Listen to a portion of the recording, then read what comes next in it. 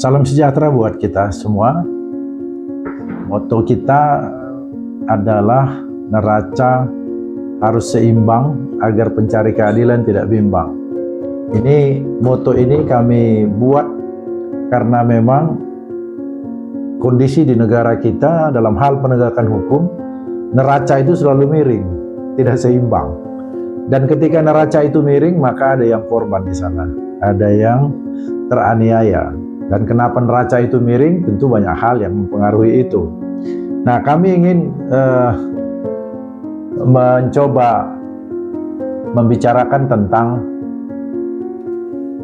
statement dari Bapak Presiden Prabowo tentang adanya pengampunan dan bahkan penghapusan hukuman terhadap para koruptor.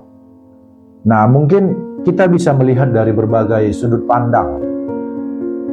Kalau kami bisa melihat, mungkin maksudnya Bapak Presiden adalah agar penyelesaian korupsi ini tidak berlarut-larut, agar negara juga tidak membuang energi terlalu banyak, karena hampir semua bidang, hampir semua lini terjadi korupsi.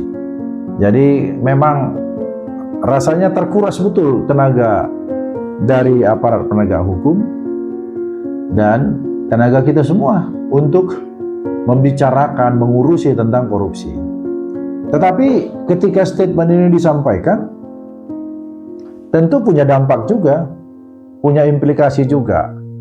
Apalagi dikatakan, nah kalau orang itu mengaku dia korupsi, kemudian mengembalikannya secara diam-diam, nanti kita akan berikan pengampunan, ya, dengan kekuasaan atau dengan wewenang yang diberikan oleh Undang-Undang Dasar 45. Adanya amnesti, abolisi, memang itu merupakan hak prerogatif dari Presiden, ada gerasi dan rehabilitasi dan seterusnya.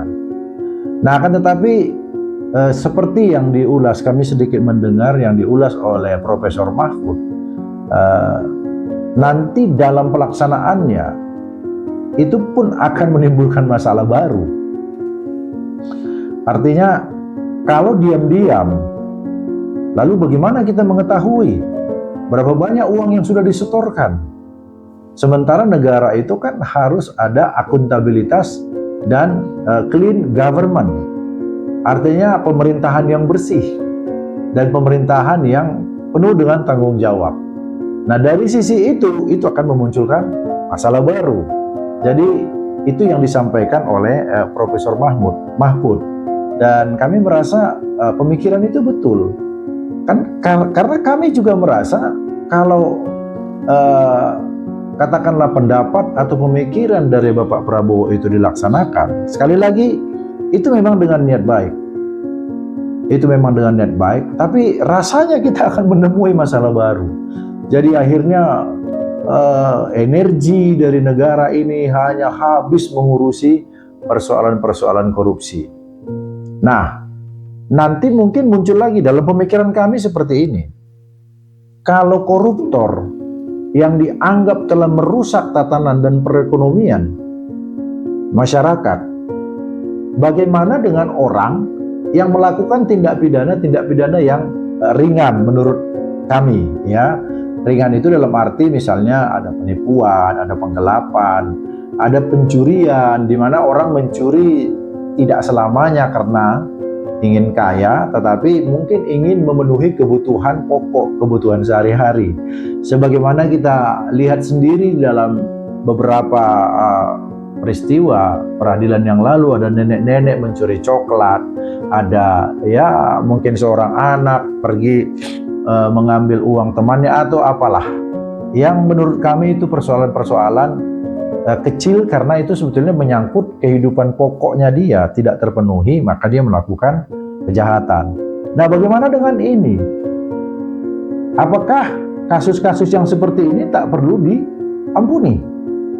Ini kan menjadi pembahasan yang sangat luas. Dan kalau misalnya akhirnya setelah koruptor diampuni, kemudian pelaku kejahatan lainnya diampuni, Bisa bayangkan nggak betapa banyaknya tugas-tugas dari negara ini untuk mengurusi masalah hukum itu. Meskipun mungkin orang akan berpikir, mungkin para pakar lah akan mengatakan itu berbeda, karena ini memang merupakan kewenangan presiden. Lah kalau begitu penegakan hukumnya tidak sama, sudah tidak berimbang. Sementara dikatakan bahwa semua orang bersamaan kedudukannya di dalam hukum. Nah, ini menimbulkan banyak permasalahan baru. Lalu kemudian kalau kita mengacu kepada tujuan dari peradilan itu adalah tujuan dari penegakan hukum itu kan agar mempunyai ajas kepastian, ajas kesamaan, ya. Jadi kalau sudah dibuat pembedaan-pembedaan dalam perlakuan, apakah ini sudah mempunyai ajas kesamaan? Tentu tidak.